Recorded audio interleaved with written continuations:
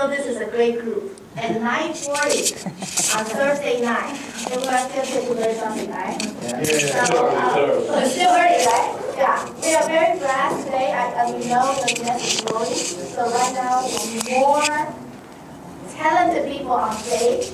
So we are very glad. We are all glad to learn from the number one, the best of the best. So please help me to welcome our global number one, the best mentor, my good friend, Yin Wei. Hi. Thank you. Thank you, Ron. Thank you very much. This is a serious crowd. So actually, this is the most important meeting of all. And I'm a little casual. It's been a long, long day. But I want to congratulate you, and I want to thank you for being here, especially at this late hour. And so this is what we call the meeting after the meeting. And so what great things are usually done through meetings like this. And so what I'm going to talk about tonight, and I'll try to accomplish in 1 hour, is how we conduct the meetings. Because you know, the meeting is the heart of the business, and that's how you expand and build your business. And I hope that each and every single one of you are here because you have opted to and want to commit to be one of the speakers, right? Yes. Okay? Now, I know Patrick goes, I don't think so. Patrick, you get comfortable. You know, actually, I was thinking, you know, Patrick can have one of the most compelling stories. He's very believable, but he just needs to master on learning how to tell that. And so, but before I talk about the little details of being a speaker, a lot of times people, when they look at this type of business, they go, wow, you know, I'm an awesome speaker. I'm a motivational speaker. Actually, the best speaker is someone that comes from the heart, with that passion, with that belief. And so there's certain psychology I want to explain to you guys why we do things certain ways so that we can get the job done effectively. Okay, now, so I want you to think back on day one when you first joined this opportunity, or take a look at any opportunity for that matter. Usually 90% of the time people have 3 questions in their head. And I bet you, most of you in this room, you also have those 3 questions, okay? So the design, the psychology of the presentation is to answer those 3 questions effectively. If you have answered the question effectively, you got the job done. You got the sale made, okay? So number 1, the 3 questions in most people's mind when they attend a meeting just like this is number 1 thing is this thing for real? Okay, so is this deal for real? I mean, you know, your friend told you about it, you come to check it out. So first question in the head is, okay, fine, I hear what I heard, but I want to know if this deal is for real. Okay, now number 2, this deal's real, but what's in it for me? So people, let's say, for example, people told you how great Janice is and you want to check out this deal for real. Now, okay, it's a real deal. Now, what can I gain out of it? Most people, including me, all of us, when you check out an opportunity, I want you to think back. Is this true? Like, do you think, what's in it for me? Okay, so what's in it for me? Okay, number 3 question they have is, can I do this? Now, you might have something that's really phenomenal, but if people can't do it, what good does it do? Let's say there's some career, some businesses that makes a lot of money, but it requires $1 gazillion of investment. You know, they feel like they can't do it, right? So if you can answer these 3 questions successfully, 99% of the time you got a sale. So how do we do that? Now, we only got 1 hour of time span to get the job done, okay? So we have 1 hour. The time frame is 1 hour to answer these 3 questions. Okay. Now keep in mind when we target a meeting just like this, we want to target the masses, a blanket target. Okay. So 1 hour to get the job done. So to understand the psychology of the meeting, the way we design it is to answer these 3 questions. Okay. Now 1 hour. We have 1 hour to accomplish, to answer those 3 questions. And most of the time, when people buy something, do you think people buy things logically or they buy things emotionally? Emotionally. Emotions are what makes a sale. And so our objective in a meeting is to tee up get the emotion to climb up. Okay? So, because logic has no energy. Logic is just answer to curiosity perhaps, but logic won't get people enough of a push to make that purchase, to make that buy. That's why when I asked for this speaker training, I'm glad you guys cooperated. It's really for leaders in the room because I don't want people to get especially brand new people, to have the wrong idea of what type of training we're doing. So it's important when we do certain type of training that we kind of follow the rules and that people have been through a while so they understand what we're doing. Okay, now, so our goal and objective is to answer those questions and by bringing up the emotions, okay? So because emotion carry energy. Logic is through stories, through facts. Logic are facts. And facts only tell. But it's stories and emotions that sells, okay? So I want you to think back, and we have some new faces here, that, like for example, when you buy a new car, okay? What usually, when you go buy a car, what do you think the car salesman do? They say, you know what, why don't you take a spin? Take it for a spin, test drive, right? So they get you in the car, they open the door, and they get you in the seat. And what do they want you to do? Experience it. They would experience through the emotions.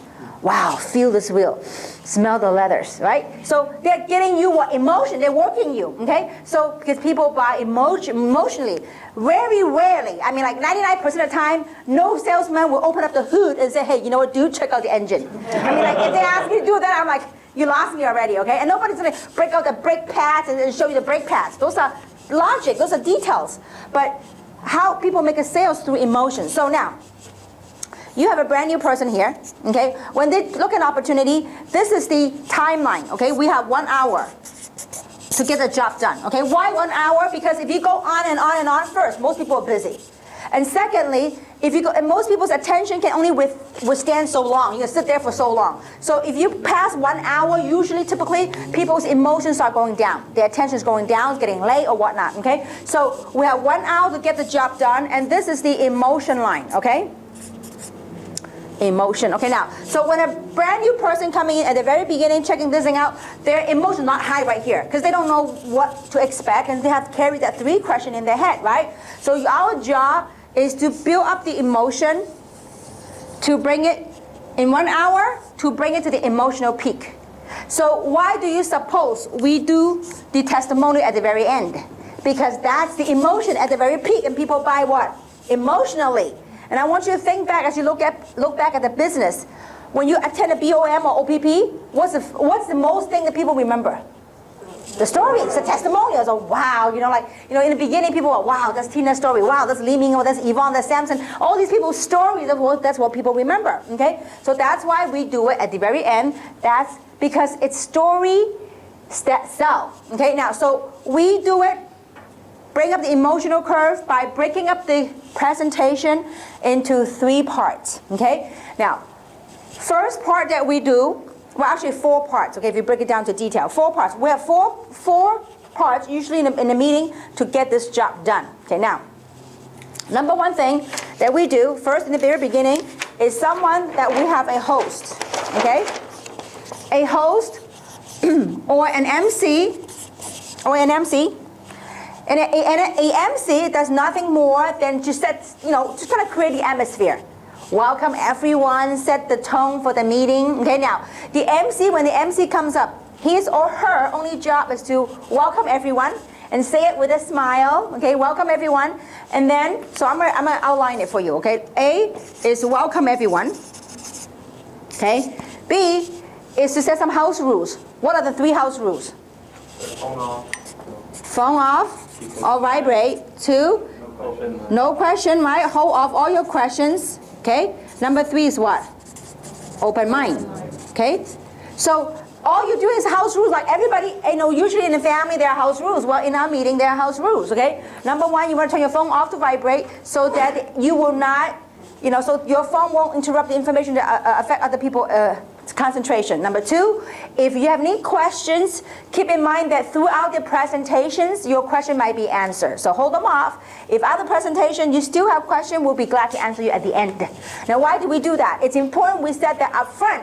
Because if you didn't set it up front and somebody in the audience and they don't know any better, and they start raising their hand in the back, and if a speaker up here, they're not experienced, and they don't know what to do. Hey, I have a question. And then if they are not experienced enough, they start addressing the questions.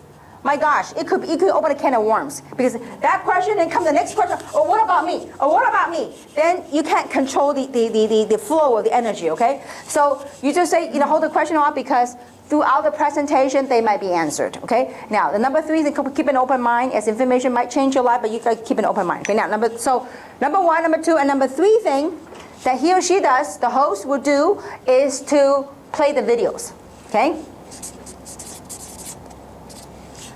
So we're going to show you a few short films, short videos, okay? Don't say we're going to show you a few videos. People go, videos, oh my gosh, how long is the video? So we're going to show you very short clips of the video that kind of talk about related to the subject that we do. They are not endorsing our product because it comes from third party, but they're talking about relating the subject, the technology that we have. So it's important that we make that disclaimer because we don't want to show, whoever that is, Barbara Walter, whoever, and then mislead people to think that they are endorsing our product. So that disclaimer is very important, okay? So show the video, and then the number 4 thing that they will do is to tee up the first speaker. Okay? Now, when you tee up somebody, your job is to say a few good points about that person, but not to tell that person's story. It's important to understand that. And also, as some of the techniques, when you're teeing up people, you don't say the name right away. You say the boom, boom, boom, the good stuff. Now, ladies and gentlemen, please help me welcome Mr. Samson Lee. Then you say the name at the very end. You don't say, well, the next person I'm going to bring up, his name is Sammy, and he's da-da-da-da-da. It just doesn't have that flow. Remember, we want the flow, okay? So the next person I want to bring up is, he's a gentleman, whatever the good things of the next person is, not to tell the story, but 1 or 2 or maximum 3 key points about the next speaker, and then you will say the name of that person. Now, it's very important when we tee up people that we tee up fact. We don't tee up, like, for example, sometimes it's important when you're teeing up somebody, make sure you get to know that person before you tee them up. So let's say, for example, if you were to tee up Mr. Dave Toll, to say that Dave is a world traveler, traveling around the world, people that don't know might be okay, but people that know in the room, it takes a little bit of difference to audiences. Some people are looking for that one thing to disbelieve you. So if you say that one thing that's not correct, some people might use that and discredit the entire presentation, okay? So it's important to find out a little bit facts about that person and tee up the next speaker, okay? So after you tee up the next person, then what you do is, let's say, for example, if Peter is the MC. So Peter will tee up and welcome the next speaker. So as the next speaker come up, you do not run off. You don't run off the stage until you do a handshake or a hug, or whatever you're comfortable with. Then you hand off the stage, you leave the stage and let the next person take off, okay? Take the stage. Now, that's part number 1. Part number 2 would be the first half speaker, okay? First half speaker. Now, this person's role is first to talk about introduce himself, a little short ID. Now, the MC or the host do not do any ID. Only the first half speaker will do the ID, meaning their background, the story. Now, the reason why the first half speaker will do the ID or the testimonial is because you want to be able to relate to the audience. Because if the audience will identify with you, they will buy from you. If they don't like you, they don't know what you're coming from, why should I buy you? Do you know what I'm saying? So you have to create your own ID, and that ID is no more than 2 minutes, okay? 2 to 3 minutes maximum. So you do 2 to 3 minutes, then your role, your job is to go talk about the company and the product. Now that's the easiest part, because company and product, it's in the what? In the computer, in the PowerPoint. So you don't really need to do anything, okay? So except to kind of, obviously you want to get a smooth flow from slide to slide. So you want to learn to practice a little bit, but don't read from the slide. And by the way, if you must look at the screen, keep in mind, a lot of times technology these days, when it show on the project on the screen, there's a computer in front of you. So instead of looking at this, kind of look at, kind of glance at it and pick up the bullets and go at it. And some of the etiquettes as a speaker, when you speak, when you look at something and when you write something, it's very important to always try to do a 3/4 of a face facing the audience. Even to write something, if you write something like this, that's not polite because your entire back is facing the audience, okay? So try to always keep a 3/4 of a face looking at the audience, okay, when you write or even when you read things, okay? If you must read from the screen, for some reason you can't read it from the computer, try to do it from a 3/4 of an angle so that you still are looking at the audience. And so there are times I've seen people literally reading from there and the back is to the audience. And so you're losing the touch, you're losing the feel, because everything is about feeling. Everything is about energy. So you want to keep, look, everything I'm teaching is easy. The toughest part is it's those little tiny differences, but it's those little tiny stuff that make a difference in your presentation and in what you do, okay? So Your job is to do your ID 2 to 3 minutes. I mean, I normally do a 2-minute gig. It's max already, okay? And so you follow the PowerPoint, the company, the product, okay? Then your job is to tee up the next speaker, okay? Your job is to tee up the next speaker. Again, when you tee up somebody, you say the name, what?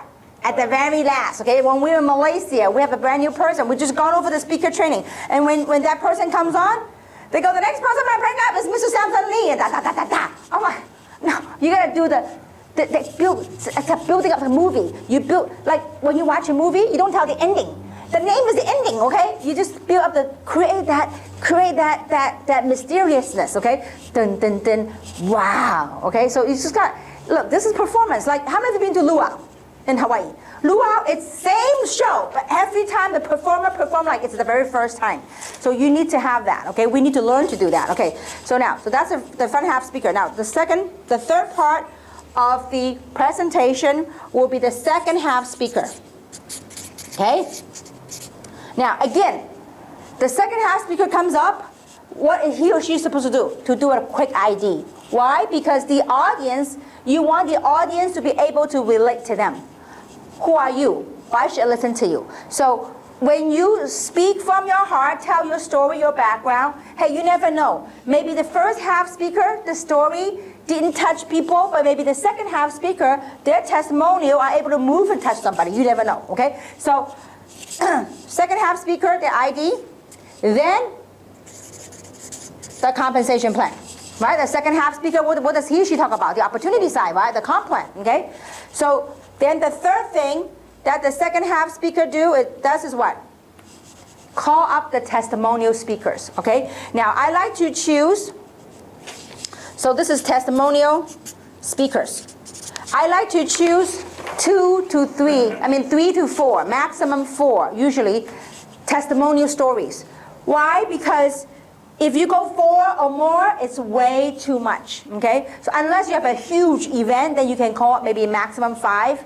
But if you got one person that go on and on and on, that kills the meeting. I think 3 or 4 is very perfect. And when you call testimonial speakers, guess what? You want to call different background, maybe women, men, the different diversity. Because if it's all, like, let's say the front half speaker is a woman, the back half speaker is a woman. They go, a man sitting over there say, wow, this is a woman business. And then you go, a bunch of testimonials, all women. They go, oh, I'm a man, I can't do this. So it's important that you select different background to target different audiences, okay? So we have 4 parts, right? I want to talk about 3 parts. Number 4 part that we do is testimonial speakers, okay? Again, testimonial speakers is 3 to 4 people max. And each one of them is 2 to 3 minutes. Remember, we only got 1 hour. So if you got someone that goes and talk about 5 minutes, and you got 4 of them, 4 times 5 is how many? 20 minutes. It's way too long, okay? So 3 to 4 people max. Okay, maximum 3 to 4 people on the story and testimonial. And these people's job is to tell their stories. That is it, nothing more, nothing less. No coaching, no preaching, no judging, nothing, okay? Because it's an OPP, it's a presentation, okay? So the most important part of this whole gig is the testimonials, because it is through the testimonials that we create,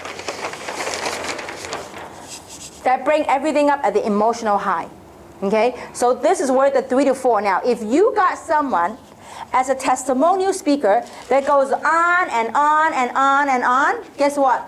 The audiences, the emotion is start going down. When the emotion going down, guess what? No sale. You kill the sales for other people. That's why I want to keep it short and tight, okay? 2 to 3 minutes max. Now, so we build this thing up by doing the following. Answering the 3 questions, right? Is this gig for real? Well, is it for real? Why do you suppose we pay the videos?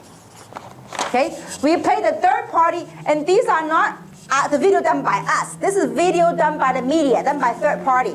That is to answer that question, is this thing for real? We need that because third party edification does a lot better than you and I talking about ourselves, because it's not from us. So that builds credibility, and that also builds what? credibility, okay? So believability. People say, okay, now, oh, you know what? I know KNBC. I know Channel 9. I know, So these, it brings the audiences to understand that, wow, you know what? This thing I'm beginning to accept and embrace. Remember, the emotion is right here. So as they watch KNBC, they watch, whatever the video that we're showing from the media, it begins to build up that believability, okay? Now, then the next thing we do is we do the company, we do the logic, right? The PowerPoint talked about the company. Then also, we talk about the product. Company and product, those are facts. These are logic. We are using logic. You attack the logic and then back it up by emotion, okay? So we do is this thing for real? The number one question is done by the video, company, and products. To answer this question, is this thing for real, okay? Now, what's in it for me? Well, so as you're doing this, you are bringing up the emotion, slowly but surely, okay? Now, if someone is open-minded and they're sitting over here and they watch all this stuff as we proceed with the presentation, you can't help but to start to believe, start to seeing something, okay? Then the second speaker, what does he talk about or she talk about? The compensation plan. So remember the second question, what's in it for me? Well, the second question, what's in it for me? Thank you. Is the money part, the compensation plan, okay? Comp plan. So through the comp plan, we are building up the emotion, and then instead of saying, well, let me tell you what's in it for you, instead of saying that, just let the PowerPoint do the job. What's in it for them? People have imagination. Let their own creativity run, okay? So what's in it for them? They go, oh, okay, now I can see this is a way to make some money. So we do that by showing the compensation plan through the second half speaker. So the third question, what was the third question? Can I do this? Can I do this? That's when we do the, can I do this? That's when we do the what? The testimonials. Now, if someone's sitting in the audience and they look at Li Ming, for example, wow, a single mom. She's never done this kind of business before, but she can be successful. If she can do it, so can I. If they look at Tina, wow, Tina, a housekeeper. If she can do this, speaks broken English, I too can do it. If they look at Winnie, wow, Winnie's 64 years old. At her age, if she can do this, so can I. Okay, so that's why it's important that we do this testimonial so people's imagination start to spark. Is, oh, you know what? If he or she can do it, so can I. Sometimes people don't like to take people to the presentation because, oh, they're not a powerful speaker. You can always turn things around. You can say, look, if you are better looking than him, if he can do it, so can you. Also, you can talk better than him, or you can do better than her, so you can turn it to your edge. So don't judge a speaker, don't judge your opportunity by the speaker. You need to learn how to turn things around, okay? So can I do this? That's when we do the testimonial. So through the whole design of the presentation is to address and answer those three questions. And so if you learn the tricks of the trade, like some of the little tips that we're going to share with you, everything's easy. The PowerPoint, you all can do it. You all can read it. But it's in the delivery process. It's not what you say. It's on how you deliver the information that make you an effective speaker, okay? So this is overall, in a nutshell, is why we do what we do. This is the psychology of the meeting. Now, some people, and I notice so many, especially the more educated they are, the more high-tech they are, they have a tremendous, huge need of urgency to go modify our PowerPoint. They go, oh, this is no good. I'm going to do it this way. I have a better way of doing it. Listen, when you guys are making more money than we do, then you can modify it, okay? So, because whatever we've got is proven, it's working. Don't go change something, okay? Now, obviously, I'm open-minded. We are all open-minded. If you feel there's something better, talk to us. We will take a look at it. But everything that we have done has been translated to different language throughout the world. If you leave the U.S. and you start traveling and look at different part of the world and look at Jeunesse, you're like, wow. What amazes me is that the PowerPoint that we have, it translates so many different language, and we have so many different people talk about the same thing. You go, wow, there's a sense of feeling of accomplishment. Wow, it's amazing. So that's why when we change something, gotta be careful. It doesn't get triggered somewhere else. You want something that's duplicatable so that people can copy and duplicate, okay? So is this clear so far? All right, now, so I'm gonna talk about some of the to-dos and some of the things to watch out, because everything, the PowerPoint, all that, you could do. So the key thing on how you can effectively do a presentation, either one-on-one or either in a big presentation, is really on learning how to tell your story.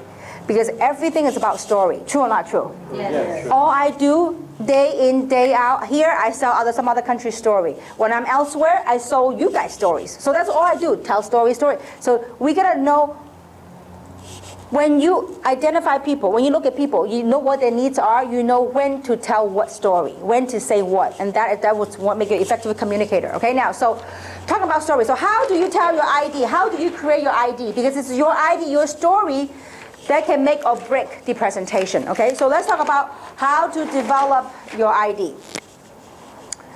Your ID, again, you develop your ID surrounding these 3 topics. Okay, number 1. Who are you? Who are you? Who am I? Now, this is not a philosophical question. Okay? People are spending days on who am I? Okay, that's another lesson for another day. Okay, so who are you, meaning your background. You know, I got a guy coming to me saying, Kim, you know, I love your question. Who am I? I spent days thinking about it. I said, listen, that's a whole different game. Okay, so I said, let's talk about business for now. Okay, so who am I? Meaning, what's your background? What do you do for a living? Okay, so who are you? Okay, now, reason for that is because we want different personality, different backgrounds, different walks of life to be able to relate to different people. Okay, so like, you know, let's say for example, Ivy. Ivy is a college grad. I graduated from college. I'm an accountant. And so when you say that, oh, she's an accountant, so you might have somebody in the audience that's an accountant. Let's say that I have another who's a doctor. So, you know, this guy is a chiropractor. So I'm a chiropractor. Go, ooh, he's a chiropractor. So when you tell your story, the objective is to tell the audience's pain and their frustrations through your story. Instead of saying, hey, you know what, Sammy, you're stuck. Instead of saying that, you saying you are stuck. Because if I attack him, he'll kill me, okay? So, but you are trying to tell, you know, like in English, you know, there's an expression, you know, the wall, it has ears.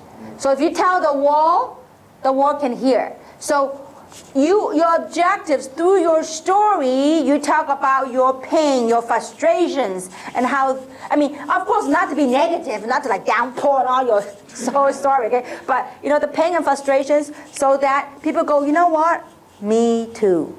The reason why it's called ID is to identify.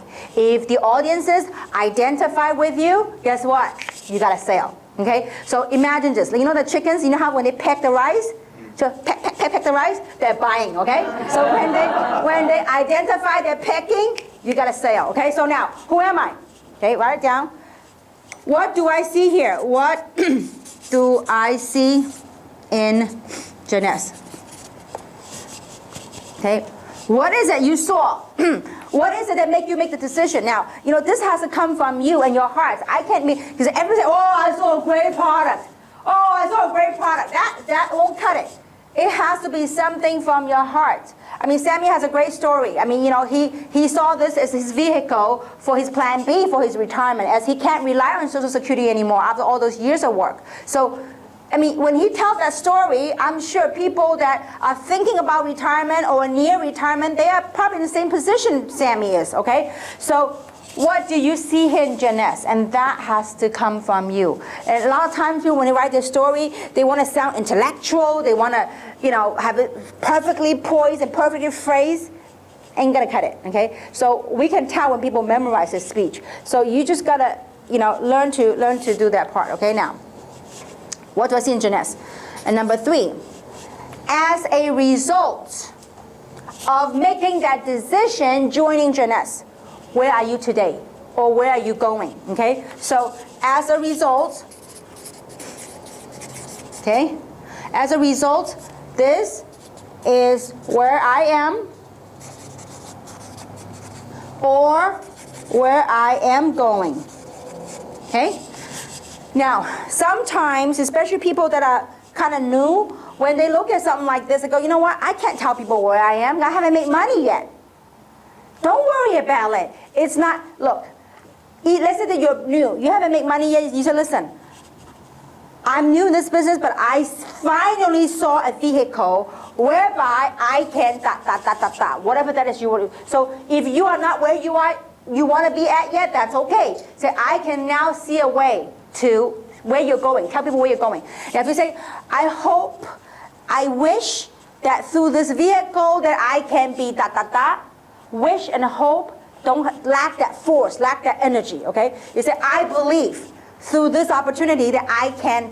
whatever that might be, okay? So don't go, I wish, I hope. Hope and wish is not strong enough. So, and a lot of times, actually being a speaker helps a lot. Because if you're on stage, you're telling people, you know what, I believe through this, I can be, I finally see a way. I've always wanted to become a millionaire. But all these years, I never knew how. But at least finally, I saw a way out. I saw hope that I can accomplish my dream, my vision to become a millionaire. So when you say that, when you encounter challenges and when times get tough, you can't quit. Because you told people that you saw a way out, that you can make a million, okay? So you're going to stick with it. So anyway, write your story around these three things. And the reason why I say write, because when you reason out your logic in your head, then when you deliver that story, become very clear. So when you tell story, when you present, the most important things are mental clarity.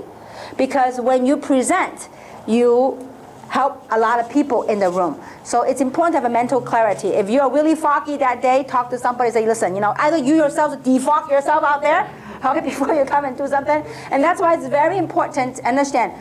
When we do a meeting, and if let's say that, and when you're a speaker, you got to teach the team that if you are going to be a speaker, if there are some people that are negative, or some people that have some issue, don't, before the meeting, say, no, there are times I go to a meeting and go, hey, Kim, I have some issue. How come, I'm like, I'm trying to psych up for the presentation. And here there are people coming and dumping everything on you. So you got to learn to shield people away from the speaker. Let them do the gig first. And then usually if they do that to you, you'll be experienced enough to say, you know what, that's a great question. I'll get to it at the end. Okay, let's finish the presentation, then I'll answer your question. Don't try to, because, listen, I mean, it takes a lot of years of experience to ignore when people just dump on you, especially when you're about to get on stage. So it's important that you kind of learn these little things. Okay, now, so develop your story. If you haven't done so, do it at home. Okay, finish the story, 2 to 3 minutes. Okay, tell that story, because it's that story that's going to carry you through when times get tough, or when you're in front of people. Look, I mean, you got to be yourself. Let's say, for example. Patrick, perfect example. Patrick is a very low-key kind of guy, but Patrick is a very believable kind of guy. But Patrick, until the day Patrick learns to tell your story, Patrick, if you want to make it really successful in this business, Patrick, you got to learn to tell your story. I mean, you don't need to be like, hype. No need. You just got to be yourself and tell them, listen, people, I wonder, Patrick has a lot of businesses. Patrick has a lot of traditional businesses. I wonder why he's doing this. But Patrick never wanted to tell his story, but he just wanted to do it. So you got to, Patrick, willing to share your story to people. People are curious. You're a rich guy. Why are you doing this? So, but when you tell the story, I bet you people will sign up because it's very effective. Okay. Now, so develop your story, 2 to 3 minutes, and tell the story. You just gotta go with your flow, go with your own feelings. Okay. So now, key things. Some of the things not to do when you tell your stories, guys. Your job right here is to the emotional peak. So therefore, when you come up, do not preach people, do not train people, do not coach people, do not ask people questions. Some people come up and say, wouldn't you agree with me? Facebook this and Facebook that. I'm like, dude, that's not your role, okay? Your role is to tell your story, okay? So let's keep things very simple. You are up here to tell your story. Who you are, what you see in here, and where you're going, and as a result, what has the business done for you? If it hasn't done anything for you, where do you see yourself going through this business, okay? So no preaching, no coaching, and no questions. And don't say, you know what, you gotta do this. We all gotta do this together.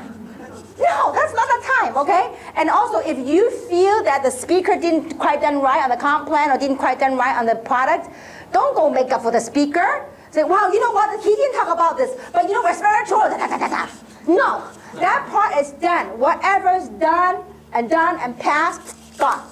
Let's deal with what we have, okay?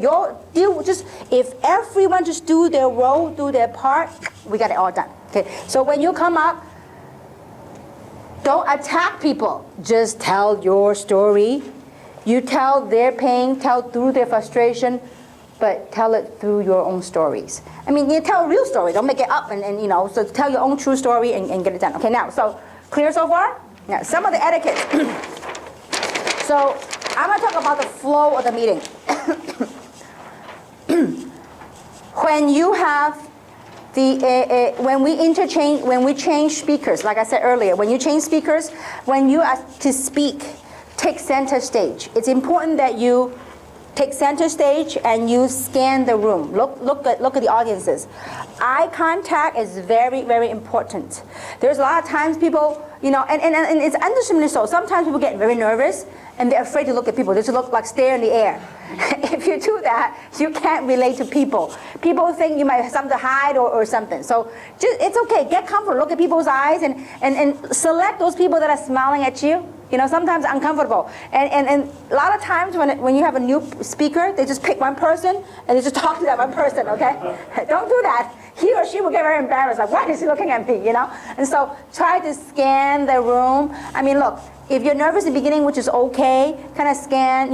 I normally scan the room because you want to give love and give energy. And people can feel. I mean, we're all human beings. We can feel things. So kind of scan the room and look at the audience. And if people are staring at you like that, I mean, you can just glance through them. I mean, now that I get quite years of experience, you know what I do? When they stare at me, I stare back, So, and I like to give love, give energy, and sometimes they open up, okay? But don't take any chance. If you're new, kind of, play with it a little bit and just kind of, jump into the room. Okay, now, take center stage, and when you talk, try not to go pace back and forth.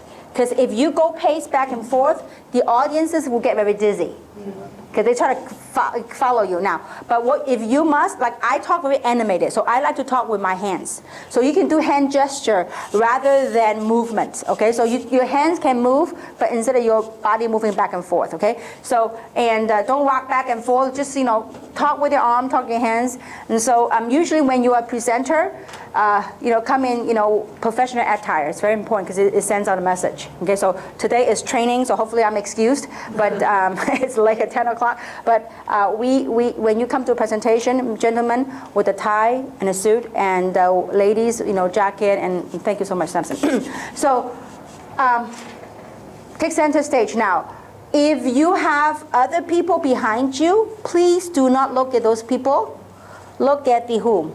The audiences, because the audiences are listening and they are watching, okay? So everything we do up front in the stage forms an impression, okay? So now, the MC host, welcome everyone, and I constantly have to remind myself, smile, So, because when you smile, it's like a mirror effect, the audiences reflect. So smile, and I always have, I've done it so many years, I always have this thing in my back and say, smile, smile, So you just have to keep reminding yourself to smile. Okay, now, and then introduce your front half speaker. The front half speaker take stage.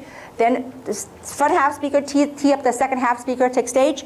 Then the second half speaker, when he or she calls for testimonials, I would like to call the next couple of people to share their story with you. So I will call 3 to 4 people all at the same time.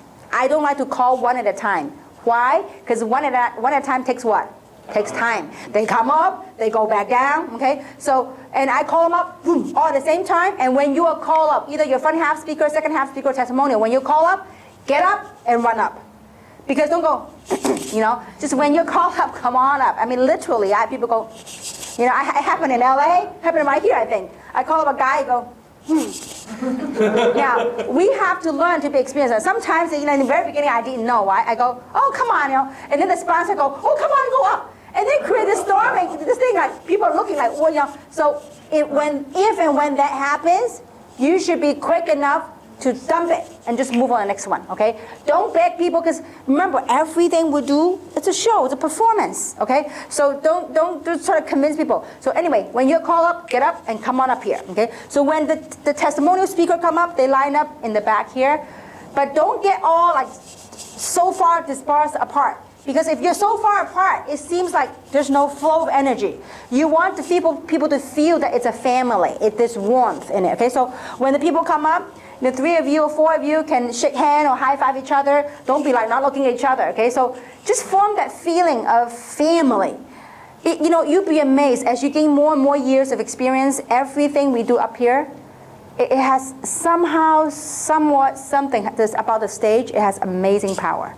So, but use it wisely. Use it the right way. Okay. So, and so whatever we do, the brand new people, whatever you do up here, it forms an impression. And it also, for some people, they form a judgment of the opportunity because of what happened up here. Okay? So if those 4 people testimony come up, shake hand, high five each other, and then when the speaker, let's say the first person is Peter. Say, well, Peter, let's welcome Peter to share the story. So when Peter takes the stage, you as the second half speaker, you stay back, okay? Don't stand next to him because you don't want to undermine his stage presence, okay? So you stay in the back and then let him talk. So Peter, if you're the one of the testimony, when you are called to be the testimony speaker, you need to take center stage. It just gives the energy to the audiences, okay? So you take center stage and you do your gig, and when you're done, then the speaker will welcome. Then you take back your role,